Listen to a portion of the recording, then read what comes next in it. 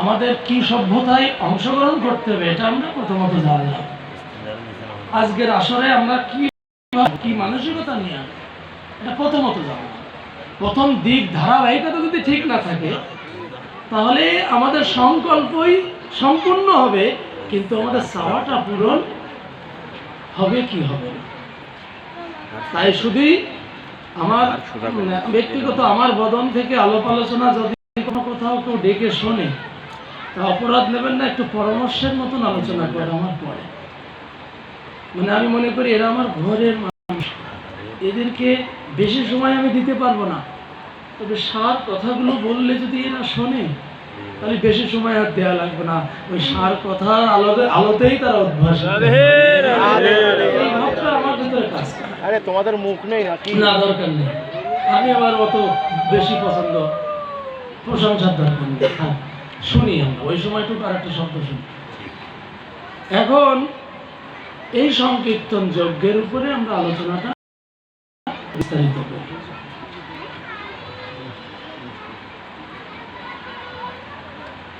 যুগধর্ম নাম সংকীর্তন, এই নাম সংকীর্তন যুগধর্মের আচার ব্যবহার প্রসঙ্গে আমরা শিক্ষাষ্টকের শ্লোক অবশ্যই পুঁজি করে নিয়ে শুরু করি। তার ভিতরে ত্রিনাদপি শুনেছেন তরূপি সহিষ্ণু নামানি না মানদেন কীর্তনীয় সোজা হয়ে। অন্য 7টা শ্লোকে যদি মন নাও দিতে পারে, এই একটা শ্লোককে অবশ্যই নিজেকে তৈরি করতে হবে। আর অন্যান্য শ্লোকগুলোকে ফলাফল, অন্যান্য শ্লোকগুলোর মধ্যে ফলাফলটা জানা যাচ্ছে যে আমার এই স্বভাব হলে আমার কোন অবস্থায় আমি বোঝাতে পারি। কিন্তু এক কথায় এই ছোট শ্লোকটি সর্বোচ্চ ছোট শ্লোক এইটি, এই ত্রিনাদপি 3 নম্বর শ্লোকটি। এই শ্লোকটির সভ্যতা যে তৃণের মতন স্বভাব, তরুর মতন স্বভাব, আর নিজে মান শূন্য হয়ে অপরকে মান দান করা স্বভাব। এই স্বভাব যুক্ত হয়ে যদি আমরা সাধু সঙ্গ করি, হরিনাম সংকীর্তন করি, তাহলে মহাপ্রভু আর কাউকে ঠকাবে না, এই স্বভাবই কাউকে ঠকাবে না। তাহলে আমাদের এই ত্রিনাদপি যে সভ্যতাটা অবশ্যই থাকতে হবে। এই সভ্যতাটা কার মধ্যে ছিল? শ্রী নামাচার্য ব্রহ্ম হরিদাস ঠাকুরের মধ্যে ছিল। সেই আমলে মহাপ্রভুর সমস্ত পার্শ্বদের মধ্যে মহাপ্রভু নামাচার্য হরিদাস ঠাকুরের মধ্যে দেখেছিলেন। সেই নামাচার্য হরিদাস ঠাকুরের আচরণ কত কঠিন, যা মেনে নেওয়া যায় না। কি যে 64 প্রকার সাধনের উনি কোনোটাই করতেন না, শুনে মন খারাপ হয়ে গেল। আর তাকে কিনা মহাপ্রভু পৃথিবীর শিরোমণি বললেন। আর শুধু মহাপ্রভু পৃথিবীর শিরোমণি বললেও মহাপ্রভুর পার্শ্বদগণ কিন্তু তাকে কখনো পৃথিবীর শিরোমণির চিন্তাই করতে পারেননি। বলে কেন? যিনি 64 প্রকার সাধনের কোনো সাধনই করে না, তীর্থের কুলে বাস করে তীর্থ স্নান করে না, শ্রীমন্দির শ্রীক্ষেত্রে শ্রী মন্দিরের কাছাকাছি থেকেও শ্রীমন্দিরে প্রবেশ করে না, মহাপ্রভুকে ঘিরে কত সাধু, সেই সাধু সঙ্গ করে না, কোনো তীর্থ পর্যটন ভ্রমণ আদি করে না, কোনো বেদ পুরাণ আদি উপনিষদ গীতা ভাগবত আদি পঠন করে না।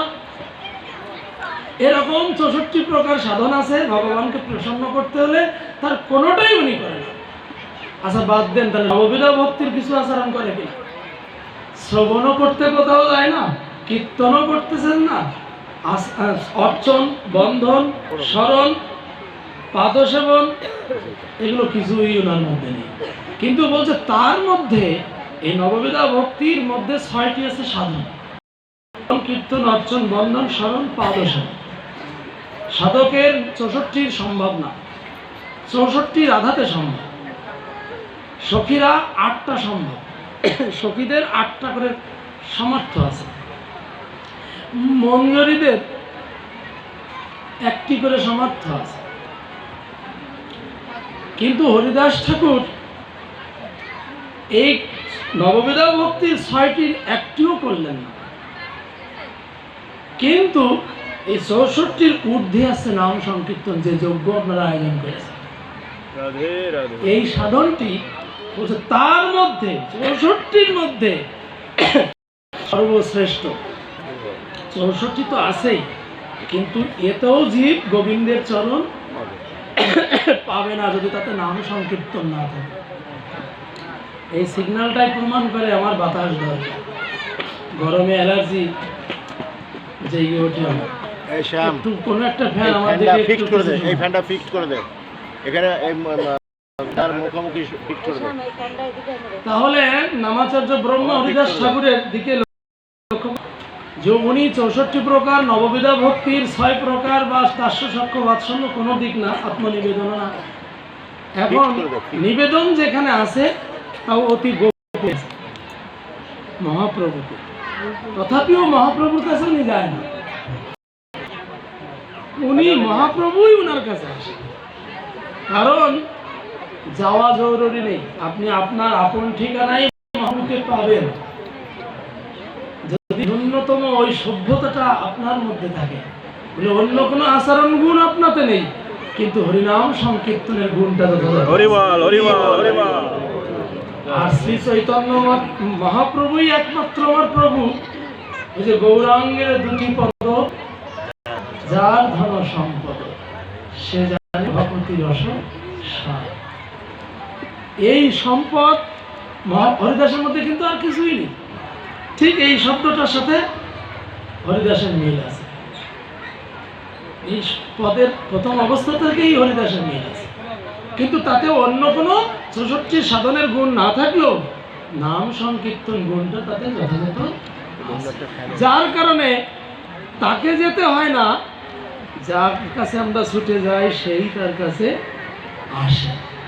তাহলে এই হরিনাম সংকীর্তনের ভবিষ্যৎটা আমরা একটু একটু করে বুঝতে পারতেছি। সেই হরিনাম সংকীর্তনের আচার্য নামাচার্য ব্রহ্ম হরিদাস ঠাকুরের কাছে মহাপ্রভু আসলেন। ওই প্রসঙ্গে আর একটু বলে আমরা একটা জায়গায় যাব। মহাপ্রভু আসলেন, আসতেন, দীর্ঘদিন ধরে আসা যাওয়া করেন, কিন্তু মহাপ্রভুর বিপ্লম্বের থেকে শুরু করে কোনো পার্শ্বদী আর হরিদাসের কাছে কখনোই আসা যাওয়া করেননি। কেন? তাতে অন্য 64 কোনো একটা সাধন স্বভাব নেই। আমরা তো তাই দেখি যে ওই জাতীয় সাধন ভজন নেই, তাহলে তাকে আমরা বৈষ্ণব হিসেবে নিমন্ত্রণ করব না, কি তাই কি না? উনি ভিতরে থাক না থাক, বাইরে সিম্বল ভালো আছে, তাহলে ওনাকে একটা ভালো কার্ড দাও, ওই দামিটা দাও, আর এই ছোটোটা ওনাকে দিও না, বেশি ভিআইপি যেটা ওটা ওনাকে, ওনার গেট আপটা ভালো আছে। কিন্তু হরিদাসের গেট আপ ভালো নেই। এখন মহাপ্রভুর যত সকল প্রিয় পার্ষদ তারা কেউই হরিদাসকে জানতে পারে না। আজ মহাপ্রভু হরিদাসের অন্তিম সময়ে কি করলেন? সেই সকল ভক্তবৃন্দের অন্যান্য সাধনের সফলতা এনে দিতে, ওদের ভগবৎ চরণ পাবার মতন কোনো পুণ্য এখনো হয়নি, কারণ ওরা 64 প্রকারের মধ্যে অনেক প্রকার সাধন গুণ ওদের মধ্যে আছে। রাধারানীর মতন সব না পারলেও অনেক গুণ আছে, কিন্তু তথাপিও গৌর চরণ যথাযথভাবে হরিদাসের মতন করে পাওয়ার মতো হয়নি। বলে কেন হয়নি? ওরাও নাম সংকীর্তন ওরা করে, ওরা সবাই হরিনাম করে, সবাই ঘন্টা বাজায়, সকলে তীর্থ স্নান করে, সকলে গ্রন্থাদি পাঠ করে, সকলে সব কিছু করে, ত্যাগী ব্যক্তিরা তো সব কিছু করে, কিন্তু তথাপিও ওনারা গোবিন্দকে পাবেন। আগে তো নিজের জ্বালায় ভুগলেন গম্ভীরার মঠের মধ্যে, ওই কুঠিয়ার মধ্যে, এবার ওদের জ্বালায় ভুগতেছে যে ওদের আমি বাঁচাবো কি করে। তখন দেখলো যে ওদের হরিনাম স্বভাবও আছে, অন্যান্য গুণও আছে, কিন্তু তথাপিও ওরা আমার মতন ফেরে আছে, ওরা গোবিন্দকে পাবে না। কেন পাবে না? প্রকৃত নামের আচার্য যে তার চরণে ওরা স্বর্ণমত আজও হয়। প্রকৃত যে গুরু, এই মহান নামযজ্ঞের যিনি গুরু, আপনারা যারা আয়োজন করেছেন তারা জানেন, আর না জানলে মনে মনে লজ্জা থাকা উচিত যে এই মহান নামযজ্ঞের মাধ্যমে ভগবানের সাথে ভক্তের মিলন হবে, কিন্তু যে মহানামযজ্ঞের আচার্য, যে এই যুগ ধর্মের সংকীর্তন যজ্ঞের বলে না, বা মহাহরিনাম সংকীর্তন বা মহানাম কীর্তন বা নাম, 4 প্রকার বলে। একা করলে কীর্তন, নাম একা করলে, একসাথে অনেকে করলে সংকীর্তন, সংকল্প করে সবাই মিলে করলে ওই যে সংকীর্তন যজ্ঞে। এটা তখনকার সময় ভাড়া ঠাড়া কোনো সিস্টেম ছিল না। এই নাথপাড়াবাসীর সংকল্প, সারা বছর যা করি সংসারে আমরা 16 প্রহর 48 ঘন্টা আমরা সবাই মিলে ভাগ ভাগ করে আমরা নিজেরাই সমবেত হয়ে হরিনাম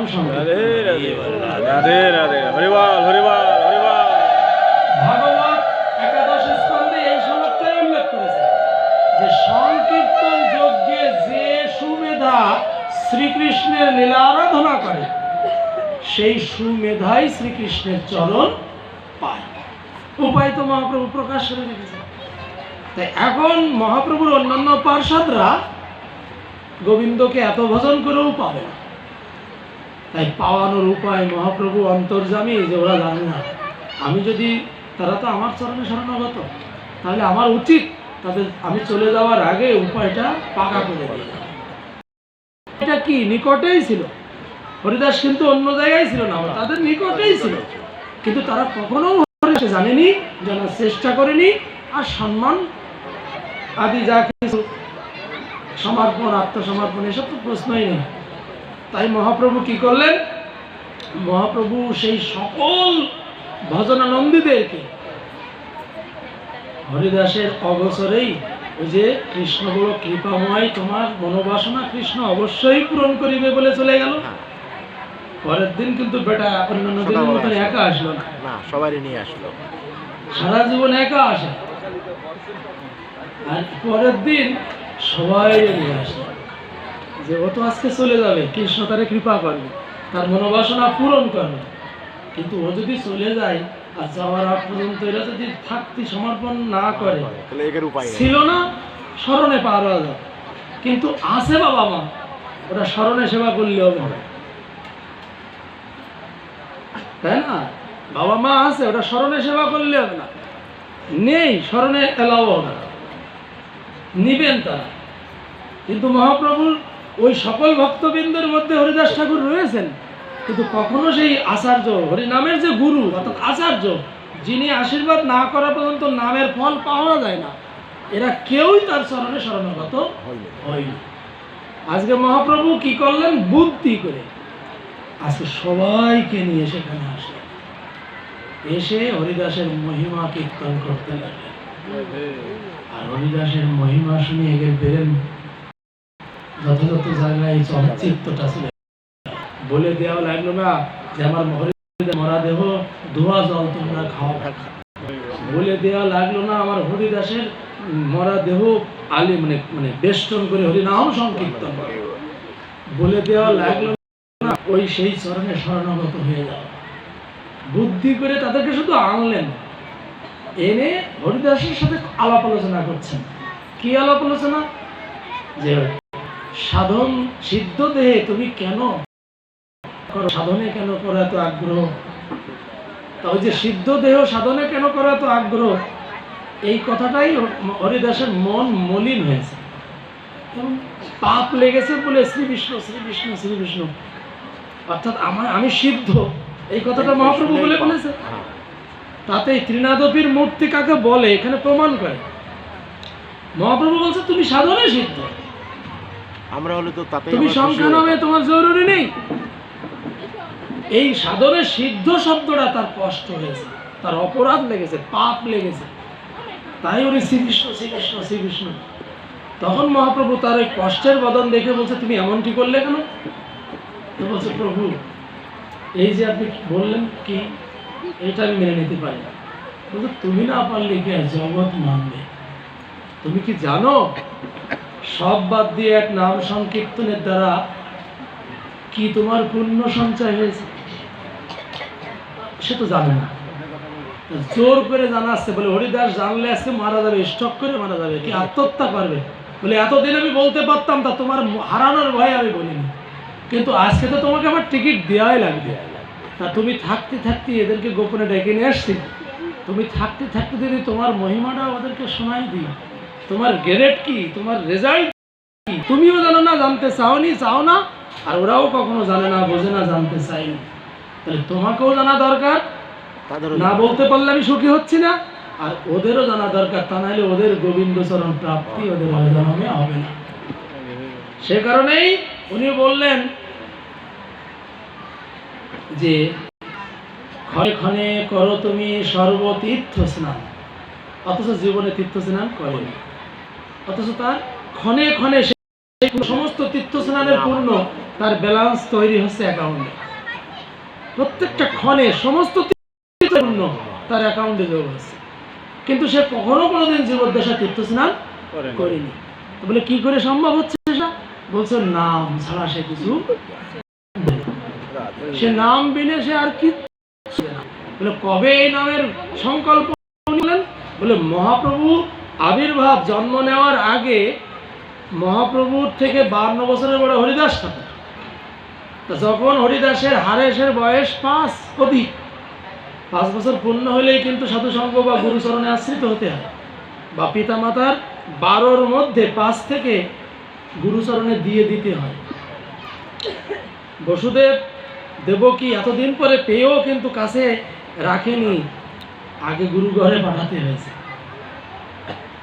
দশরথ এতকাল ধরে সন্তানাদি পায়নি, কিন্তু 5 পূর্ণ হওয়ার পরে 12-র আগে গুরু গৃহে আগে পাঠাই দিয়েছেন। এটা পিতামাতার ধর্ম। আর যে পিতামাতা এই ধর্ম পালন করে না, সেই পিতামাতা সেই সন্তান থেকে দুঃখ পাবেই, একবার তার থেকে মাপ হবে না, তা হবেই না। আপনি দেখুন প্রত্যেকটা ভগবান দাপর লীলায় বলেন, ত্রেতা লীলায় বলেন, বা আমাদের গৌরাঙ্গ লীলায় গৌরাঙ্গ সুন্দর, জগন্নাথ মিশ্র এত বড় পণ্ডিত, তাও তার পুত্রকে গুরুকে পাঠাইছে, বিদ্যালয়ে পাঠাইছে, টোলে মানে বিদ্যালয়ে। অতএব পিতার ধর্ম ভগবত জ্ঞান সন্তানকে 12-র মধ্যে লাভ করার উপায় করে দেওয়া। এবার যৌবনে প্রাপ্ত হবার আগে সেই জ্ঞান লাভ তার সফলের 6 বছরে 5 বছরে ভর্তি করা মানে কি, যৌবন যোগ হওয়ার আগেই আমার সার্টিফিকেট এসে যাবে, তখন সে নিজেই বুঝতে পারবে আমার কি করা উচিত, তাকে আর বলে দিতে হবে না। পিতার প্রতি ধর্ম, মাতার প্রতি ধর্ম, এটা যদি জাগতিক স্কুল কলেজ থেকে সেই শিক্ষা পাচ্ছে না, কোনো বইতে এইসব বিষয় লেখা নেই, কিন্তু যখন টোলে বা বিদ্যা ভাগবত গ্রন্থ জ্ঞান লাভের জন্য কোথাও গুরুচরণে পাঠানো আছে, সেখান থেকে এই শিক্ষাগুলোই আগে দেওয়া আছে, কি ঠিক না?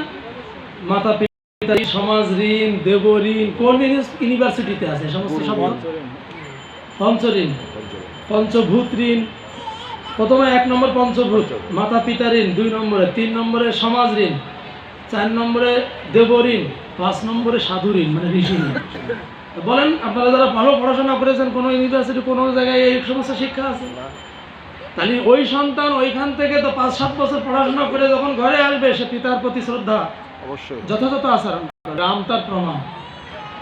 পিতা উনি যখন সদ্গুরুর ঘর থেকে ফিরে এসে শুনলেন যে আমার মা আমার বাবার মাথা খেয়েছে বা প্রতিজ্ঞা করাইছে, আমার বাবা মাইক টানে, মায়ার বন্ধন হয়ে আমাকে সে নিজে সেই সাজা নিচ্ছেন না, আমাকে পাঠাচ্ছেন, তা আমার বাবার সংসারের মানুষ মায়ার কবলে সে আছে, জিনিসটা তো মায়া কম বেশি থাকতেই পারে। এখন উনি ওনার স্ত্রীর কাছে প্রতিজ্ঞা করাও লঙ্ঘন করতে রাজি, তথাপিও রামকে পাঠাতে রাজি না। আর ভাগ্য ভালো দশরথের যে এই ঘটনার আগে ওনার সন্তানদেরকে উনি গুরুগৃহে পাঠাইছিলেন, আর যদি না পাঠাতেন তা ফিরে এসে পিতার এই বাক্য মিথ্যা পৃথিবীতে প্রতিষ্ঠিত হতো। যখনই গুরুগৃহ থেকে ফিরে এসে সন্তান জানলেন আমার বাবা এরকম একটা অঙ্গীকার করেছেন, তা ভ্রষ্টের রাস্তায় যাচ্ছেন, আমি পুত্র হয়ে আমার বাবার এই অঙ্গীকার ভ্রষ্ট হতে দেব না, পিতা না চাইলেও আমি বনবাসে যাব, তাতে যদি আমার 12 বছর কষ্ট হয় হোক, তবু আমার পিতার ধর্ম পৃথিবীতে প্রতিষ্ঠা হবে। তাহলে এই গুরুগৃহে পাঠানোর জরুরি। আর শুধু কি তাই, গুরুগৃহে থেকে ফিরে এসে সংসারে যোগ দিলেও আপামর জীবের ভগবান হতে পারে সে, কারণ ওই আদর্শটা সংসারের থেকে পায়নি, গুরুগৃহ থেকে এমন আদর্শ নিয়ে এই সংসারে প্রবেশ করেছে যে সংসারের মানুষ দেখেছে আমরা যে আদর্শে জীবনযাপন করি রামের মধ্যে সেই আদর্শ নেই। রামের মধ্যে সব ভগবান আদর্শ লক্ষ্য করা যাচ্ছে, যা অন্যান্য ভগবানে ছিল। অতএব সমস্ত উনিও গৃহস্থ, আমরাও গৃহস্থ, কিন্তু যারা সংসারে পড়ে আছে তারা তাকে ভগবান বলে, মর্যাদা পুরুষোত্তম বলে ঘোষণা করলেন। দেখলেন, সংসারে থেকে সে ভগবান, সংসারী জীবের মধ্যে কি মানে নেওয়া যায়? বলে কি করে হলো? ওনার পিতা সৎ সময়ে যথাযথ সময়ে গুরুগৃহে তাকে পাঠাইছিল বিদায় স্বভাবটা ব্যতিক্রম, এই সমাজে সংসারে আছে কিন্তু ব্যবহারটা, আচরণটা সংসারের মানুষের মতো না। ওখান থেকে যে শিক্ষা, শাস্ত্র শিক্ষা, এবার এখানে ফিরে আসার পরে যখন সেই স্বভাবে সে পরিপূর্ণ, তখন আমরা সবাই মিলে আমাদের সন্তানকেও ভগবান বলে প্রণাম পূজা করতে শুরু করলাম। তাতেই জীবের মঙ্গল হল। এক এক লীলাতে ভগবান এক এক রকম আচরণ করে জগৎ জীবকে ভগবত ধামে যুক্ত করেছে। এটা রামের একটা বিশেষ মহিমা। তাই আজ হরিদাস ঠাকুরকে ঘিরে সবাইকে উদ্ধার করতে হবে, হরিদাসের লোক, মহাপ্রভুর লক্ষ্য। তখন বলছে যে ক্ষণে ক্ষণে করো তুমি সর্বতীর্থ স্নান, ক্ষণে ক্ষণে করো তুমি তপযোগ্য দান। তার মানে তপস্যারও দরকার নেই। হে বদ্ধজীব, হে গারস্থ ধর্মের মানুষ, তোমাদের তপস্যা করার জন্য ব্যস্ত হওয়ার দরকার নেই। তীর্থ স্নান করতে যাওয়ারও দরকার নেই, তীর্থ ভ্রমণ করতে যাওয়াও জরুরি নেই। গেলে যাও, মন চাচ্ছে জানা বোঝার জন্য যাও, কিন্তু তাতে গোবিন্দ কেউ পাই জানা যায়, অনুমানে আনা যায়। কি বাবা, ঠিক না? একটু আসনে বসে একটু বৃন্দাবনকে চিন্তা করতে চাইলে করা যায়, আসনে বসে নবদ্বীপকে চিন্তা করতে চাইলে সহজে করা যায়। এজন্য যেতে হয়। কিন্তু কেউ যে গোবিন্দ প্রাপ্ত হয়েছে, যে ফিরে আসা লোক একটাও গোবিন্দ প্রাপ্ত হয়নি। কি ঠিক না? যে পায়নি তা না, ফিরে আসা লোক একটাও গোবিন্দ প্রাপ্ত হয়নি। গোবিন্দ প্রাপ্ত হবে না বলে কোথায় হবে? বলে আপন ঠিকানায় হবে। তাই বলছে ক্ষণে ক্ষণে করো তুমি তীর্থ স্নান, সর্বতীর্থ স্নান, ক্ষণে ক্ষণে করো তুমি তপযোগ্য দান। উনি কি জীবনে এসব কিছু করেছে? করেনি। শুধু নাম, সংসারে সব করো, হাতে করো কাজ, মুখে করো না, নিরন্তর নাম। মহাপ্রভু চৈতন্য চরিতামৃতে মধ্যবিলায় পরিষ্কার বলেছে। যখনই সত্যরাজ খান বসুরামানন্দ জিজ্ঞাসা করেছেন যে গৃহস্থ জীব আমরা আমাদের কি সাধন, তখন বলেছেন কৃষ্ণ সেবা, বৈষ্ণব সেবা, নিরন্তর নাম সংকীর্তন। তা তখন বললেন নিরন্তর নাম সংকীর্তন আপনার সঙ্গ সান্নিধ্য থেকে শিখে গেছি, পারি যে টুপলা সাইডে দিয়ে দুই হাত তুলে করতে হয়, তাই সে যতক্ষণই করি হাত উঁচু করেই করতে হয়। এটা নিরন্তর নাম সংকীর্তনের লক্ষণ, লক্ষণ। আর কৃষ্ণ সেবা, কৃষ্ণের সাথে সম্বন্ধ করেই তার সেবা করলেই সেবাটা পূর্ণ হয়। যদি পুত্রবোধ, তাহলে পুত্রবোধে সেবা, যদি প্রাণনাথ, তার প্রাণনাথ বোধে সেবা, বন্ধু তা বন্ধু বোধে সেবা। মানে সম্বন্ধ স্থাপন করে নিয়ে সেবাটা সেইভাবে করতে হবে। কিন্তু সম্বন্ধ করলাম পুত্র, আবার প্রাণনাথ হিসেবে একটু সালাম আশা করলাম, এমনভাবে হবে না, অপরাধ চিহ্নিত হবে। আলোচনা তাহলে বলছে ও দুটো বুঝেছি, কিন্তু বৈষ্ণব চিনিব কেমন? যে বৈষ্ণবকে সেবা দিলে আমি গোবিন্দের চরণ পাবো। তখন বললেন কৃষ্ণ নাম, আপনার দেখতে যাওয়ার সুযোগ নেই। যার কৃষ্ণ নাম, বৈষ্ণব প্রধান শ্রেষ্ঠ সমাকার, করো গিয়ে তার সেবা, করো গিয়ে তার ভজন। মানে ভজন মানে তার পরিচর্যা। তাহলে যার মুখে কৃষ্ণ নাম আছে সেই সর্বশ্রেষ্ঠ, তার সেবা দিতে বলছে, তার ভজন করতে বলছে, তার সেবা করতে বলছে। তাতেই গৃহস্থ যারা বিষয়ী তারা আমার চরণ বা গোবিন্দের চরণ পাবে। এটা চৈতন্য চরিতামৃতে মহাপ্রভুর মুখের নিশ্চিত। তাহলে এখন আমাদের কৃষ্ণ নাম আছে, কৃষ্ণ সেবাও আছে সংসারে, আর সাধু সেবা বা বৈষ্ণব সেবা। সেই বৈষ্ণব সেবাটা কিভাবে আপনি করবেন? বৈষ্ণবের সেবা তো আপনার ইচ্ছা আছে, কিন্তু আপনার খাবার তো আমি খাইনি। আপনাদের খাবার আমি খাবো, আমার জায়গায় আমি বলছি। তাহলে আমার সেবা তো আপনাকে দিতেই হবে, তাহলে আপনি অপরাধী হবেন, বৈষ্ণব সেবায় বঞ্চিত হবেন, পূর্ণ বঞ্চিত হবেন। তাহলে কিভাবে? তাহলে মহারাজ কি অমুক কি প্রভু কি, বা প্রভু তো বলা যাবে না, প্রভু মরে দুইজন আর মহাপ্রভু মরে কৃষ্ণ গোবিন্দ যাই বলেন, নিতাই আর অদ্বৈত আছে প্রভু, আর কেউ প্রভু না। কি বাবাজি কি অমুক এরকম বলে স্বামীজি, বা যার যে অলঙ্কার আছে সেই অলঙ্কারের ভূষণ দেখেই বলুন। তাহলে আপনি কিভাবে আপনার সেবা আমাদের পূর্ণ হবে? তারপরে আমি বলবো যে আপনারা একটু হরি নাম করে আমাকে শোনান, একটু হরি কথা বলে আমাকে শোনান, তাতে আমার যে প্রাপ্তি হবে, আপনার এক থালা খাবারে আমার শেষ হোক। রাধে রাধে রাধে রাধে। এইরকম বৈষ্ণব সেবা, যেমন গুরু সেবা, বৈষ্ণব সেবা। আপনার দ্বারে বৈষ্ণব এসে বলছে যে আমার জন্য আর কিছুই করা লাগবে না, এগুলো জল হলে আপনারা আমাকে কোনো সেবা দিতে পারেন, আপনারা একটু 5টা মিনিট সময় আমার দেন, আমি একটু আমার ভগবানের কথা বলে যাই। এই যে সময়টা দিলেন, এটাই বৈষ্ণব সেবা, ঠিক আছে? তার আজ্ঞা পালন শ্রদ্ধাযুক্ত হয়ে করতে পারলেই তার সেবা হবে। তাই করে কার সাথে এইগুলো লেনদেন করবো? বলে যার মুখে, যার শরীরে অন্য কিছু নেই, অলঙ্কার আদিও নেই, তিলকমালা টিকি বহির্বাস এই সমস্ত কিছুই নেই, অথচ নাম আছে, তাকে তুমি বৈষ্ণব জেনেই তুমি তার সেবা করো, তার আজ্ঞা পালন করো, তবেই তোমার সর্ব সিদ্ধি হবে। তাহলে এইরূপ ভাবে বললেন হরিদাসকে সামনে রেখে সমস্ত পার্শ্বদেরকে, যে তপযোগ্য দান যে করেনি, শুধু নামের মাধ্যম দিয়ে সে পুণ্য সে প্রাপ্ত হচ্ছে। তারপরে বললেন নিরন্তর করো তুমি বেদ অধ্যয়ন, দ্বিজ ন্যাসী হইতে তুমি পরম পাবন। এই পরম পাবন আর পতিত পাবন, আমরা ভজ পতিত উদ্ধারণ শ্রী বলি না, তাকে পতিত উদ্ধারণ ঠাকুর বলি। আর মহাপ্রভু স্বীকৃতি দিল যার জীবনে 64র কোনো সাধন নেই, শুধু নাম সংকীর্তনের সাধন আছে, তাকে বললেন পরম পাবন। আমি যাকে নেব তার রেজাল্ট দেখে নেব, কিন্তু হরিদাস কারো রেজাল্ট দেখবে না, যার মুখে নাম আছে। কবে থেকে এই উপাধি, কবে থেকে সেই স্বীকৃতি তিনি লাভ করেছেন? বলে দুইজনকে মহাপ্রভু অনুমোদন করেছেন, শোনো শোনো নিত্যানন্দ, শোনো হরিদাস, এই দুজনকে অনুমোদন করেছেন। এই দুইজনের বেলায় সমস্ত পাপী জীব তারা হয়ে যাবে। আরো কত পাষণ্ড আদি দেখেন। বলছি এই দুজনকে মহাপ্রভু এই ফুল পাওয়ার দিলেন, যে শুনো শুনো নিত্যানন্দ, শুনো হরিদাস, সর্বত্র মোর এই নাম, আমার নাম, মোর নাম না, মোর এই নাম, হরে কৃষ্ণ কৃষ্ণ কৃষ্ণ হরে হরে, হরে রাম রাম রাম হরে হরে, মোর এই নাম করহ প্রচার, তাতেই সর্বসিদ্ধি হইবে সকলে, সর্বসিদ্ধি হইবে সকলে। তাহলে গুরু দুইজন, নাম আশ্রয় করে যারা গোবিন্দ লাভ করতে চায়, তারা নিতাই আর হরিদাস বাদ দিলে তারা নামের গুরু, নাম ভজনে গুরু পাবে না, গোবিন্দকে পাবে না। এই দুইজনই গুরু, একেবারে মহাপ্রভুর অনুমোদিত। তাই মহাপ্রভু বললেন তোমার ওই নাম ভজনের দ্বারা তুমি নিরন্তর করো বেদ অধ্যয়ন।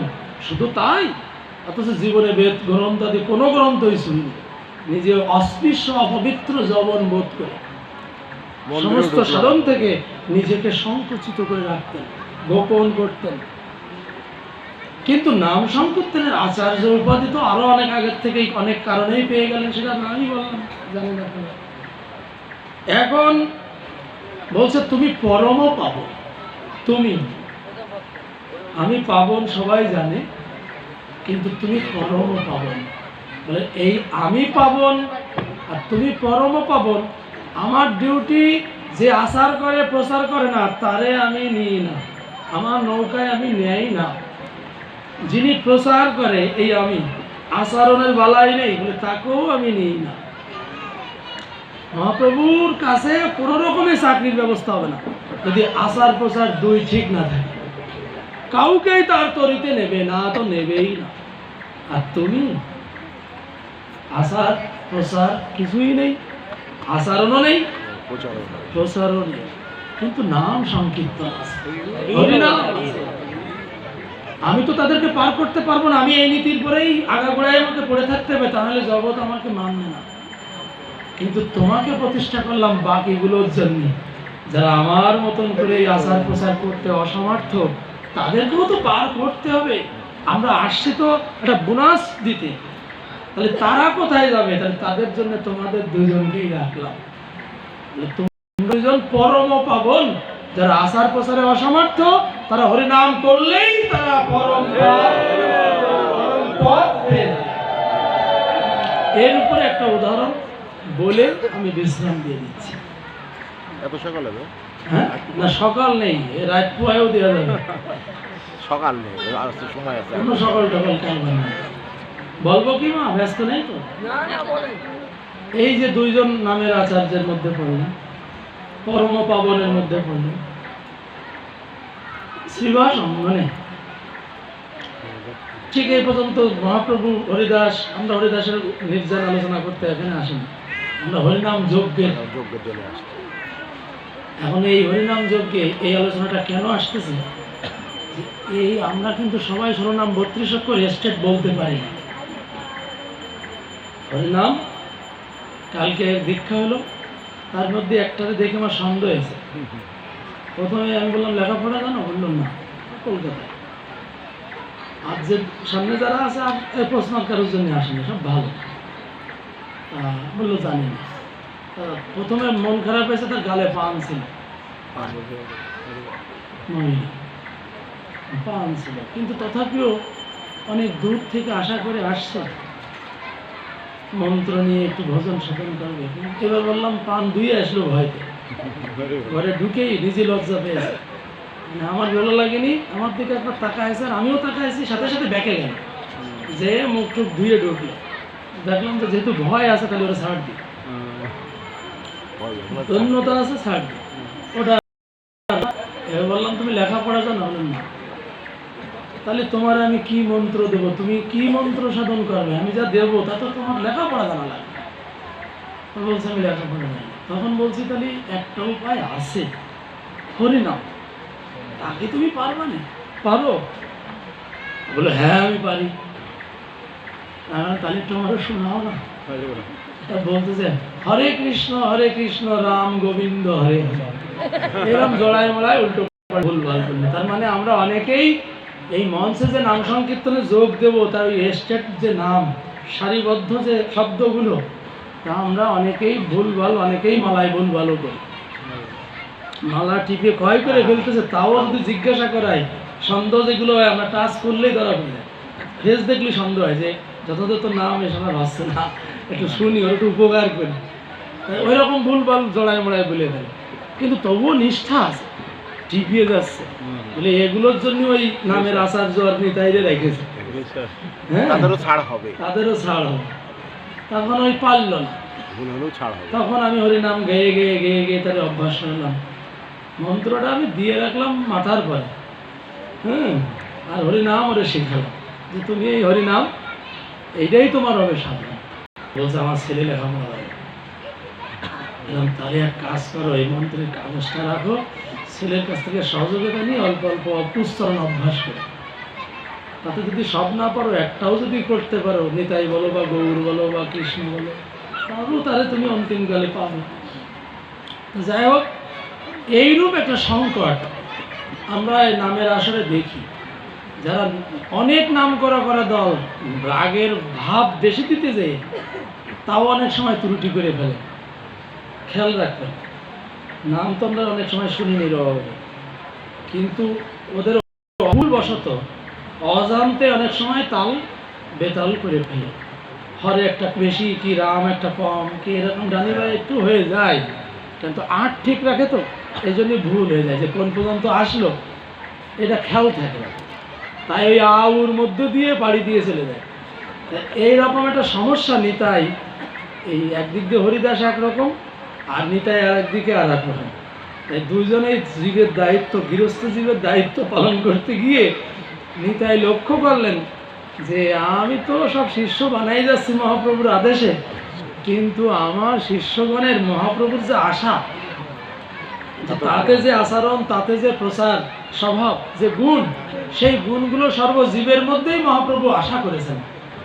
আর সেই আশা তো আমি কাউকে দিয়ে পূরণ করতে পারছি না, কেউ তো ওই রকম আচরণ প্রচার করতে পারছেন না, তাহলে আমার এই গুরুগিরি করা মানে সার্থকতা আসছে না। তাই একদিন আমি ছোট করে বলছি, কারণ কীর্তনীয়দেরও তো একটু পর্ব রয়ে গেছে, সেটা আমার মনে পড়লে এখন ক্ষমা করেন, আমি খুব তাড়াতাড়ি চেষ্টা করতেছি। তখন নিতাই গুরুগিরি প্রচার আর নাম প্রচার করতে গিয়েই অনেকে ওনার চরণে আশ্রিত হলেন। সেই আশ্রিত জনদের অবস্থা মহাপ্রভুর মতন গড়তে না পারায় নিতাই এক সময় সবাইকে নিয়ে শ্রীবাস অঙ্গনে মহাপ্রভুর চরণে সমবেত হয়েছে। মহাপ্রভুর চরণে সবাইকে নিয়ে সমবেত হয়েছে, যারা ওই রকম মহাপ্রভুর যেভাবে আশা, আমি তোমাকে নিতাই পাঠালাম, তাদের এই সমস্ত জীবদেরকে দিয়ে তুমি আচরণ প্রচার এগুলো করাও। তোমাকে গৃহস্থ জীবের দায়িত্ব দিলাম, সন্ন্যাস বানপ্রস্থ ব্রহ্মচারীর দায়িত্ব আমি নিলাম। এবার সেই গৃহস্থ জীবের মধ্যে নিতাই বিচারণ করে প্রচার গুরুগিরি আদি করে লক্ষ্য করলেন যে আমার চৈতন্যদেব যাতে প্রসন্ন হবে সেসব গুণ তাদের ভিতরে আমি প্রতিষ্ঠা করতে বা জাগাতে পারছি না। তাহলে কি হবে, প্রভু থাকতে থাকতেই এদেরকে নিয়ে আমার সেখানে সমবেত বা হাজির হওয়া উচিত। তাই সেই নিতাইয়ের চরণাশ্রিত জনদেরকে নিত্যানন্দ শ্রীবাসের অঙ্গনে মহাপ্রভুর চরণে সমবেত হল। মানে এক জায়গায় করে নিতাই মহাপ্রভুর চরণ পানে চেয়ে আছে। চরণ পানে চেয়ে থাকার পরে মহাপ্রভু ওইখানে উচ্চ সিংহাসনে মর্যাদার আসনে আছে। শ্রীবাসের অঙ্গনে তো তাই থাকে, সবাই তার চরণ পানে চেয়ে থাকে। তা শ্রীপাদ কি ব্যাপার, আজ ব্যতিক্রম ব্যাপার, তুমি একবার ভর নিয়ে ঢুকেছো এখানে। এই ইতিপূর্বে তো এমন দেখা যায়নি, আজকে এরকম এত লোক সমাগম, ব্যাপার কি? তো ওই চরণ পানে চেয়ে বলছেন যে আপনি আমার দিয়ে যে আশা করেছিলেন আমি ব্যর্থ, কিন্তু দুর্ভাগ্য আমি গুরুগিরি করে ফেলেছি। এখন আমার একটা দায়িত্ব এসে পড়েছে, এদেরকে পার করে কি করে নিয়ে যাব। আমার দুর্ভাগ্য আমি গুরুগিরি করে ফেলেছি, আমি একটা ভুল জীবনে আপনার কথা মূল্যায়ন করতে গিয়ে আমি গুরু হয়ে পড়েছি। এখন আমার আশ্রিত জনদেরকে আমি কি করে আপনার চরণে নিয়ে যাব, আমি তো সেই আচরণ তাদের দিয়ে করাতে পারছি না। তখন কৃপা করে বিশ্রামে যান কর্তৃপক্ষ। এই মুহূর্তে দিয়ে দেবো নাকি প্রসঙ্গে একটু সময় দিয়ে দেবো? অনেক ভালো বিষয় ছিল, 5-10 মিনিট লাগবে। অনেক সুন্দর একটা বিষয় এখান থেকে বেড়ে আসে, যা শুনেছেন কিনা তো সন্দেহ, প্রত্যেকের জন্য বলছে। এখন শ্রীপাদ মহাপ্রভুর চরণ পানে চেয়ে বলল আমি ব্যর্থ, কিন্তু আমার চরণে আশ্রিত জীব যদি তোমার চরণে না পৌঁছাই দিতে পারি আমি, তাহলে আমার এই গুরুগিরি ধিক, আমি অপরাধী চিহ্নিত হবো তোমার চরণে। তাহলে তুমি একটু ছাড় দিয়ে দাও, আমি ওদেরকে নিয়ে আসছি, একটু ছাড়ে যাও। তা তখন বললেন 5 মিনিটের মধ্যে চেষ্টা করতেছি, কারণ চিঠি পড়ে মন খারাপ হয়ে গেছে। ইতিপূর্বে কখনো কোনো আসলে এরকম পালে আমি সাথে সাথে বিশ্রাম দিই, কিন্তু ওই যে বলেছি আপনজন মনে করে একটু পরামর্শের আলোচনা করতেছি। তখন মহাপ্রভু বললেন চিন্তা কি, তোমার আশ্রিত জনদেরকে বলো যদি আর কিছু না পারে তার নাম সংকীর্তন যেন করে, তবে কি হবে, তাতে কি পাওনা হবে? তো বলছে তাতে তাদেরকে বলে দাও স্বর্গপ্রাপ্তি হয়ে যাবে। স্বর্গপ্রাপ্তি কি বুঝলেন? মহাপ্রভু নিতাইয়ের অবস্থা দেখে আর নিতাইয়ের আত্মীতে এই উপঢৌকন ঘোষণা করলেন যে তোমার চরণাশ্রিত জনরা যদি ন্যূনতম হরিনাম করে, তাতে তাদের অন্য আচরণ থাক না থাক, অন্য সাধনের পুণ্য থাক না থাক, এক নাম আশ্রয়ে নাম হরিনাম ভজনের দ্বারা তারা স্বর্গপ্রাপ্তি।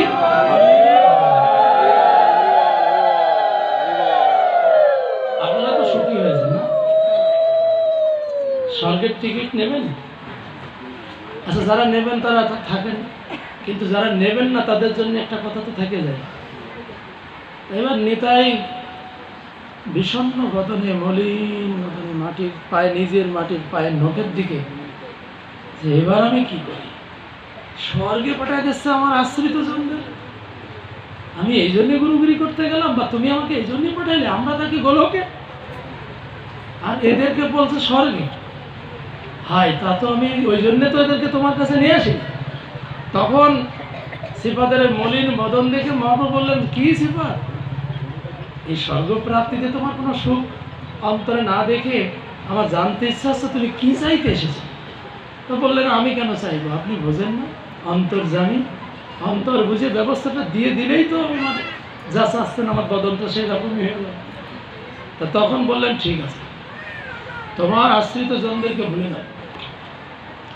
এরা ওই নাম সংকীর্তন যারা করে শুধু, আর অন্য কিছু করে না, তারা শুধুমাত্র স্বর্গের টিকিট পায়। আর এই হরিনাম সংকীর্তন বাদে যারা সাধু সঙ্গ করে তারা বৈকুণ্ঠের টিকিট পায়।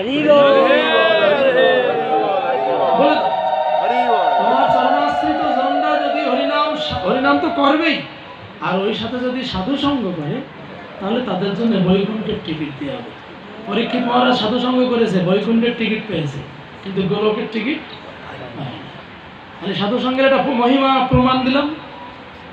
মহাপ্রভু বলতেছে, তাতেও নিত্যানন্দের মন মলিন বিষণ্ণ, আর নিতায়ের কষ্ট মহাপ্রভু সহ্য করতে পারে না, কারণ উনি তো আশ্রয় তত্ত্ব, উনি আসেন তাই মহাপ্রভু সুখী, রাধা আসে তাই আমার গোবিন্দ সুখী। আর রাধার মন খারাপ দেখলে তো কৃষ্ণের মন ভালো থাকে। তাই তার প্রসন্নতার জন্যে বললেন, তুমি বৈকুণ্ঠের টিকিটের জন্য সুখী না, দেওয়াতেও পাওয়াতেও সুখী না, তাহলে তুমি কি চাইতেছ? আপনি তো জানেন কি হলে আমি সুখী হই। তখন মহাপ্রভু বললেন, ঠিক আছে, চিন্তার কোনো কারণ নেই।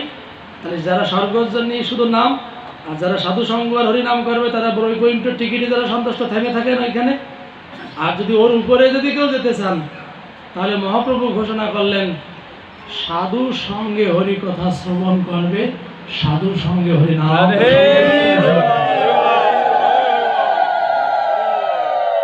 সাধু সঙ্গে হরি কথা শ্রবণ করবে, সাধু সঙ্গে হরিনাম সংকীর্তনে যোগ দেবে, তারা বৃন্দাবনের রাধা গোবিন্দের প্রেম সেবা লাভ করবে। এই ঘোষণা করলেন। তাহলে 3টে অধ্যায়, 1, 2, 3। এই অধ্যায়েও মহাপ্রভুর এই অধ্যায়ে এই ঘোষণাতেও নিত্যানন্দ শ্রীপাদ অপ্রসন্ন। এই অপ্রসন্ন বদন দেখে মহাপ্রভু বলছেন, ভাই এর থেকে ভালো কিছু আছে জীবের জন্য আমার জানা নাই। ভাই এবার তো তোমাকে না বললে নয়, সত্যি করে বলছি, এর বেশি আমার জানা জীবের জন্য নাই। তুমি কি চাইতে এসেছো আমি বুঝতে পারতেছি না, তুমি দয়া করে বলো। এইভাবে মহাপ্রভু যখন নিতাইয়ের কাছে এইভাবে বলতে লাগলেন, তখন বললেন, আমি আমার আশ্রিত জনদের জন্য স্বর্গ বৈকুণ্ঠ আর ওই 2000 কিলোমিটার দূরে বৃন্দাবনের যুগল ভজনের প্রেম সেবা, আমি এসব পাওয়াইতে আসিনি। তাহলে কি পাওয়াইতে এসেছো? বলছে, তোমার ওই নগদ। আমি বৃন্দাবনে বহুবার গেছি, কিন্তু গোবিন্দের রাঙাচরণ যুগল দর্শন আমার হয়নি। আর তুমি সামনে নগদ, আর নগদ দিয়ে দৌড়ে যাচ্ছি বৃন্দাবনে। আমি এই বিদ্যা ওদের শেখাবো না। তুমি সামনে আসো নগদ, তুমি শুধু বলো, আমার আশ্রিত জনরা তোমার রাঙাচরণ পাবে। তখন বললেন, আমার রাঙাচরণে কি পেলে তুমি নিতাই শ্রীপাদ? যে স্বর্গ বৈকুণ্ঠ নাই বাদ দিলাম, কিন্তু বৃন্দাবনের রাধা গোবিন্দের প্রেম সেবার থেকেও তুমি আমার চরণে কি পেলে? ওর থেকে গরিষ্ঠ বা শ্রেষ্ঠ কিছু আছে কি? তুমি আমার চরণে কি দেখলে? তো বললো, ওই বৃন্দাবনের রাধা গোবিন্দ এখন খুঁজতে গেলে পাওয়া যাবে না, সেই রাধা গোবিন্দই তো তুমি সশরীরে যুগল মিলিত তনু গৌর সুন্দর। অর্থাৎ তোমার চরণ পাইলেই তাদের রাধা গোবিন্দের চরণই লাভ হয়ে যাবে। তখন বললেন, ঠিক আছে, তোমার আশ্রিত জনদেরকে বলে দাও, হরিনাম সংকীর্তন করবে, সাধু সঙ্গ করবে, সাধু মুখে হরি কথা শুনবে, হরি কথা শুনিয়ে সংকীর্তন যজ্ঞে যোগ দেবে, সংকীর্তন যজ্ঞে যোগ দিয়ে ভগবানের লীলা আস্বাদন করবে। বলে, কি লীলা? বলে, ওই 7 দিন ধরে ভগবানের যত কথা শুনেছে, ওই 7 দিন ধরে বা অনুষ্ঠান শুরু করার আগে ভগবানের যে লীলা কথাটা শুনলেন, উচিত অষ্টকালীন লীলাকে জানা। এইবার অষ্টকালীন সময়ে যে নামের তারতম্য, ভাইব্রেশন বা সুর বা রাগের যে তারতম্য, এটা তো সময় উপযোগী রাগ ব্যবহার, রাগের মাধ্যমে হরিনাম উচ্চারণ করা হয় এবং সেই রাগ সেই জায়গায় নিয়ে যায়। চিত্তটা। মানে তোমরা হরি কথা না শুনতে বসলে সে লীলা জানতে পারবে না। যদি সারা জীবন হরিনামই করো তাহলে লীলা সম্বন্ধে জ্ঞান হবে না।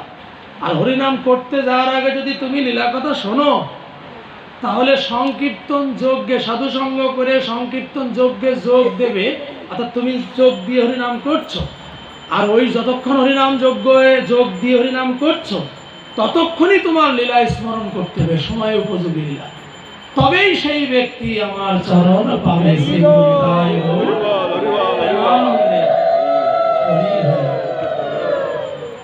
ইহা ভিন্ন এই জীব নিতায়ের চরণ আশ্রয় করলেও গৌর গোবিন্দের চরণে, এর প্রমাণ গৌরাঙ্গের দুটি পদ এই কীর্তনটা। আপনারা পরে কারোর মাধ্যমে সুযোগ বলে শুনে নেবেন। আমাকে এ পর্যন্ত ক্ষমা করেন। দাদা আপনি কীর্তনটা একটু আমাদের আস্বাদন করা। অবজেকশন এই কীর্তন তো লাগবে, কীর্তন তো লাগবেই। মায়ের খাবেন কেউ মার খাবো না, মার খালে আমরা পিঠ পেতে দিবা না। আপনি কীর্তনটা করে সবার গাওয়া লাগবে। হ্যাঁ গাবো, সবাই গাবো। নিরাপদ থাকতে হবে, আমার কষ্ট। সবাই গাবো।